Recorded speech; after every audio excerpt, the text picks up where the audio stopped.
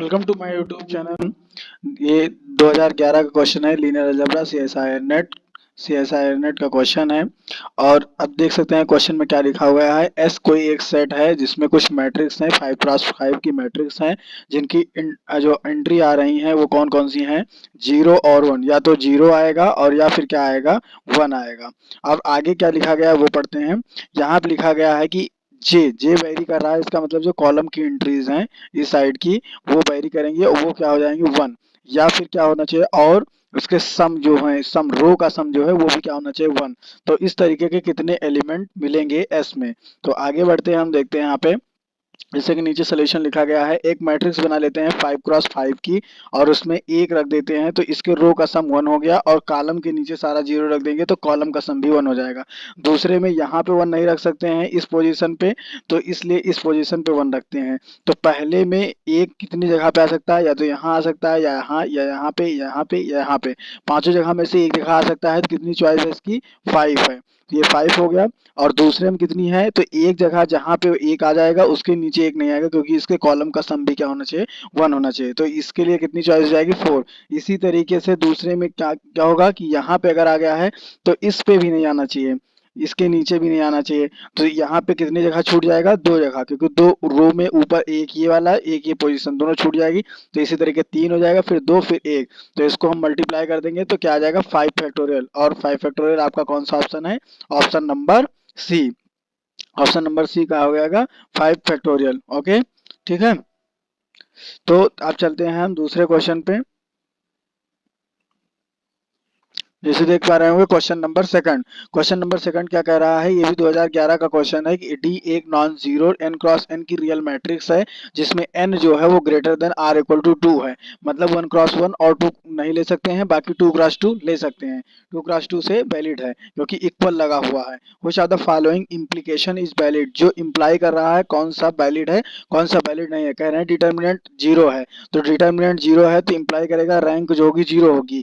ये गलत बात है। कैसे, अगर किसी का भी डिटर्मिनेंट 0 है तो उसकी रैंक n माइनस, अगर n क्रॉस n की मैट्रिक्स है तो उसकी रैंक जो होगी एक कम होगी, लेकिन 0 हो जाएगी जरूरी नहीं है। जैसे नीचे आप देख सकते हैं दूसरे में लिखा है डिटर्मिनेंट इक्वल टू 1। अगर डिटर्मिनेंट 1 है तो रैंक क्या होगी, 1 है। अब आप खुद सोचिएगा 2x2 की कोई मैट्रिक्स होगी तो उसका डिटर्मिनेंट 1 है, तो डिटर्मिनेंट 1 होगा तो उसकी रैंक क्या होगी, 2 होगी। तो यहाँ पे कह रहे हैं डज नॉट इक्वल टू 1। और अगर आप यहाँ देखिए, जैसे 1x1 ये पहले का एग्जांपल है, 1 1 ले लिए हैं और दूसरी रो में क्या ले लिए हैं, 0 0।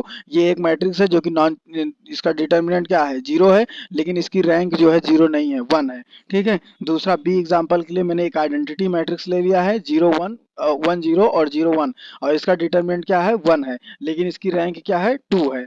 ठीक है, ये बी के लिए हो गया। अब देखिए रैंक अगर 1 है तो क्या इंप्लाई करेगा डिटर्मिनेंट 0 होगा, ये जरूरी नहीं है। यहाँ पे आप दूसरा तीसरा एग्जांपल देखिए, अगर रैंक ये इसका क्या कहते हैं, रैंक डी, डी जो डी एक मैट्रिक्स एन क्रॉस एन की है उसका एन हो गया है, रैंक एन है, तो डिटर्मिनेंट क्या जरूरी नहीं है कि 1 नहीं होना चाहिए। तो इसका एक एग्जांपल दे रहा हूँ, identity matrix. Identity matrix N cross N की ले लीजिए, जिसकी रैंक क्या होगी, रैंक होगी एन, लेकिन उसका डिटर्मिनेंट जो होगा 1 होगा। तो इसलिए एग्जाम ये भी क्रॉस हो गया। और कौन सा सही है आपका ऑप्शन, ऑप्शन नंबर फर्स्ट, ये जो होगा आपका क्या होगा, ऑप्शन नंबर सेकंड, ये वाला सही होगा। ये अभी पीछे शायद इसमें क्या बताया था, determinant D, D equal to 1 है तो उसकी रैंक जो होगी 1 नहीं होगी, 1 नहीं होगी, ये सही है। ये एग्जांपल आपको मैंने दिखाया यहाँ पे पी वाला, ये यहाँ पे देखिए, ये इसकी रैंक क्या होगी, 1 नहीं होगी, 2 होगी। 2x2 की मैट्रिक्स ली है, 1x1 की मैट्रिक्स आप ले नहीं सकते, ऐसी रिस्ट्रिक्शन ऊपर बताई गई है। ये यहाँ पे n x 2x2 की मैट्रिक्स लेना है मिनिमम, तो आइडेंटिटी मैट्रिक्स लेंगे जिसका डिटर्मिनेंट 1 होगा लेकिन रैंक क्या होगी, 2 होगी। तो चलिए नेक्स्ट क्वेश्चन पे चलते हैं। तीसरा क्वेश्चन क्या है, तीसरा क्वेश्चन कह रहा है W be the vector space all the real polynomial of degree most 3, most at most 3, कितनी है, एटमोस्ट 3, मतलब ज्यादा से ज्यादा कितनी हो सकती है, 3। और डिफाइन है जो क्या कहते हैं आपका ट्रांसफॉर्मेशन, वो है T W two W, transformation define है। और ट्रांसफॉर्मेशन का जो फंक्शन दिया गया है वो किस तरीके से है, transformation of the P X जो है वो पी डैश एक्स है, where P dash is a determined the polynomial. P dash का मतलब क्या है कि डिफरेंशिएशन लेना है। आपकी बेसिस क्या है, 1x और एक्स स्क्वायर एक्स क्यूब, इसका ऑर्डर बहुत ही जरूरी है। अब हम नीचे देखते हैं आगे क्या सॉल्व किया गया है। यहाँ देखिए, जैसे मैंने आपने क्या कर लिया, बेसिस जो है बी, बी ले लिया आपने, क्या कहते हैं, बी मैट्रिक्स ले लिया आपने, वन एक्स, सॉरी बेसिस जो है वो क्या ले लिया, वन एक्स एक्स स्क्वायर और एक्स क्यूब। अब देखिए टी वन निकालना है, और टी पी एक्स क्या था, पी एक्स ऊपर देख लीजिए आप, पी डैश एक्स था, ये था पी डैश एक्स, यहाँ पे पी डैश एक्स था, ठीक है। तो इस पी डैश एक्स के हिसाब से हम आगे निकालेंगे, तो ये क्या हो जाएगा, पी वन वन है कांस्टेंट फंक्शन, इसका जीरो हो जाएगा, और इसी बेसिस के हिसाब से लिखते चलेंगे, zero dot one, zero dot x square, zero dot x cube, और x का निकालेंगे तो उसका डिफरेंशिएशन क्या आएगा, उसका डिफरेंशिएशन आएगा वन। अब वन डॉट वन लिख देंगे, क्योंकि वन वन बनाना है, तो वन डॉट वन, बाकी सबको जीरो कर देंगे। दूसरे में क्या है, एक्स स्क्वायर, इसका डिफरेंशिएशन आएगा टू एक्स, पहले को जीरो कर देंगे, बाकी एक्स वाले में क्या कर देंगे, टू से मल्टीप्लाई कर देंगे। तीसरा क्या है, एक्स क्यूब, एक्स क्यूब का मतलब हो जाएगा थ्री एक्स स्क्वायर। अब ये जीरो डॉट वन हो जाएगा, जीरो डॉट एक्स और three dot x square plus zero dot x cube बन जाएगा। यहाँ पे एक्स स्क्वायर वाले में क्या कर देंगे, थ्री से मल्टीप्लाई कर देंगे। आप देखते हैं कि इसकी मैट्रिक्स कैसे बनेगी। जैसे कि आप देख पा रहे होंगे, जीरो जीरो जीरो जीरो सब कोफिशिएंट क्या है, जितने भी पॉलिनोमियल्स हैं उनके कांस्टेंट पॉलिनोमियल हो, एक्स लीनियर पॉलिनोमियल हो, और x square polynomial, x cube, सारे पॉलिनोमियल्स का कोफिशिएंट जीरो है। तो इसको हम जो इस तरीके रो में लिखा हुआ है उसको किस में लिख देंगे, इस तरीके कॉलम में लिख देंगे, ठीक है। और दूसरा जो इस तरीके से लिखा हुआ है उसको भी हम किस तरीके से, उसका कोफिशिएंट किस तरीके से लिख देंगे, इस कॉलम में लिख देंगे। तो इससे आपकी एक मैट्रिक्स बनेगी, जिस जो मैट्रिक्स किसकी होगी, फोर क्रॉस फोर की, किसकी होगी, फोर और फोर क्रॉस फोर की एक मैट्रिक्स बनेगी, ठीक है, फोर क्रॉस फोर की एक मैट्रिक्स बनेगी। अब आगे देखते हैं, यहाँ फोर क्रॉस फोर की एक मैट्रिक्स बन गई, और जो कि ऊपर से मैच करा लीजिए, जो आंसर मैच कर रहा होगा, आंसर नंबर बी क्या कर रहा है, मैच कर रहा है इससे। मैच कैसे कर रहा है, पहली कॉलम जो है वो जीरो है, दूसरे कॉलम में वन है पहली पोजीशन पे, दूसरे कॉलम में देखो दो है, और तीसरे कॉलम में दो है, और चौथे कॉलम में जो है तीसरी पोजीशन पे थ्री है, वही सब मैच कर रहा है, ठीक है। तो ये ओके। अगला क्वेश्चन देखते हैं, question number fourth. Question number fourth कह रहा है कि डिटर्मिनेंट निकालना है, इस मैट्रिक्स का क्या निकालना है, डिटर्मिनेंट निकालना है। तो ये जैसे इतनी बड़ी बड़ी मैट्रिक्सेस दी रहती है, तो उसके डिटर्मिनेंट निकालने के लिए हम क्या करते हैं, इसको या तो अपर ट्रायंगुलर मैट्रिक्स या लोअर ट्रायंगुलर मैट्रिक्स में ट्रांसफॉर्म कर देते हैं, किसके हिसाब से, रो एक्लॉन फॉर्म से। तो ये बहुत ही ईजी है, जैसे कि ये दिया गया है, इस पर कुछ ट्रांसफॉर्मेशन लगाएंगे, रो ट्रांसफॉर्मेशन लगाएंगे, और लगा सकते हैं, ये देखिए लिखा गया है, रो ट्रांसफॉर्मेशन लगाते हैं, और रो ट्रांसफॉर्मेशन लगाने के बाद आप देख लीजिए एक बार सोल्यूशन को, ये रो ट्रांसफॉर्मेशन लगा है, पहला रो ट्रांसफॉर्मेशन क्या है, R6 में से क्या है, 2R1 घटा दिए हैं, तो ये पहले ये वाला पोजीशन जीरो करते हैं, फिर ये वाली पोजीशन जीरो करते हैं, फिर ये पोजीशन जीरो करते हैं, ठीक है। पहले ये किनारे वाली पोजीशन ये जीरो करेंगे, फिर उसके बाद में इसके ऊपर वाली ये पोजीशन जीरो करेंगे, फिर ये पोजीशन जीरो करेंगे, और इसके तरीके से दो ट्रांसफॉर्मेशन लगाएंगे, R5 माइनस टू R2, ये लगाएंगे तो क्या होगा, देखिए आप इस तरीके से मिल रहा है ये, और तीसरा क्या है, ट्रायंगुलर, ये ट्रायंगल बनता है, इसीलिए कहते हैं इसे आप लोअर ट्रायंगुलर और अपर ट्रायंगुलर मैट्रिसेस बोलते हैं, ठीक है। अब इस तरीके की जब मैट्रिसेस बनती है तो इसका डिटर्मिनेंट क्या होता है, डिटर्मिनेंट जो होता है वो डायगोनल्स का मल्टीप्लाई होता है। इसके डायगोनल्स क्या है, वन वन वन वन, और उसके बाद में minus three minus three minus three, ठीक है। इस तरीके से इसके डिटर्मिनेंट बन गए हैं।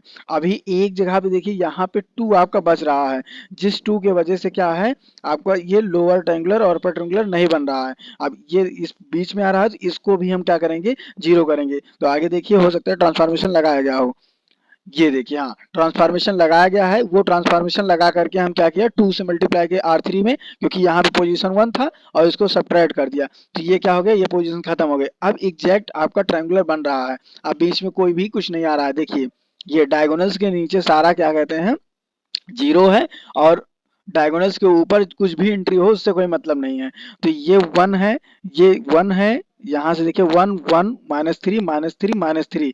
अब ये क्या होता है, अपर ट्रायंगुलर मैट्रिक्स या लोअर ट्रायंगुलर मैट्रिक्स, चाहे जो हो उसका जो डिटर्मिनेंट होता है वो क्या होगा, डायगोनल्स का प्रोडक्ट होगा। तो डायगोनल्स का प्रोडक्ट करेंगे, minus three minus three minus three, तो ये तीनों वन वन से कोई फर्क नहीं पड़ेगा, माइनस थ्री जो होगा माइनस 27 होगा। तो आपका क्या आंसर आ गया होगा, माइनस 27। तो इस तरीके से ये क्वेश्चन ईजी था। तो हर एक चीज के लिए शॉर्ट शॉर्ट में नियम बना लीजिए, प्रीवियस ईयर कर रहे हैं तो, कि अगर इस तरीके की काफी बड़ी मैट्रिसेस दी रहेगी, जैसे कि one two three four 5 6 6 cross 6 की मैट्रिक्स है, तो इसका किस तरीके से डिटर्मिनेंट निकाला जाएगा। तो डिटर्मिनेंट निकालने का एक ही तरीका है, या तो आप नीचे वाला पोर्शन पूरा जीरो कर दीजिए और या ही ऊपर वाला पोर्शन पूरा जीरो कर दीजिए, जिससे अपर ट्रायंगुलर लोअर ट्रायंगुलर। और एक तरीका और है कि यहाँ पे 1 है तो ये 1 है, अब यहाँ से 2 है तो किस तरीके से बनाएंगे आप, मैट्रिक्स 1 से लेंगे तो ये इधर वाला नीचे वाला काट दीजिए पूरा और पूरा इधर वाला काट दीजिए, फिर इस मैट्रिक्स में इसी तरीके से कीजिए तो वो ज्यादा लंबा पड़ जाएगा। ठीक है, तो इस तरीके से आप एक बार ट्राई कर सकते हैं। Okay, next 5th number question देखते हैं। क्वेश्चन नंबर 5th कह रहा है कि सपोज एक मैट्रिक्स 5 क्रॉस 3 के एक मैट्रिक्स है। ठीक है, ये सॉरी 3 क्रॉस 3 के एक मैट्रिक्स है, 3 क्रॉस 3 के एक मैट्रिक्स है जिसमें ये दिखाया गया है कि certain complex number lambda does not equal to 0 as the eigen value. ये क्वेश्चन बेसिकली किस पे है, आइगन वैल्यू और आइगन वेक्टर पे है। तो कह रहा है कि एक आइगन, ये क्या है, लैम्डा जो है वो क्या है, एक आइगन वैल्यू है। तो कौन सा, ये नीचे जो ऑप्शन दिया गया है लैम्डा के साथ में कौन, ये आंसर सही हो सकता है। ठीक है, तो सबसे पहले अगर आइगन वैल्यू आइगन वेक्टर्स का कोई क्वेश्चन दिया जाता है कि find out the eigen value of this matrix, तो वो मैट्रिक्स पहली बात स्क्वायर मैट्रिक्स होगी। और दूसरी बात आपको क्या करना है, सबसे पहले उसके सारे रो का सम कर लेना है, सारे रो का या सारे कॉलम का सम कर लीजिए।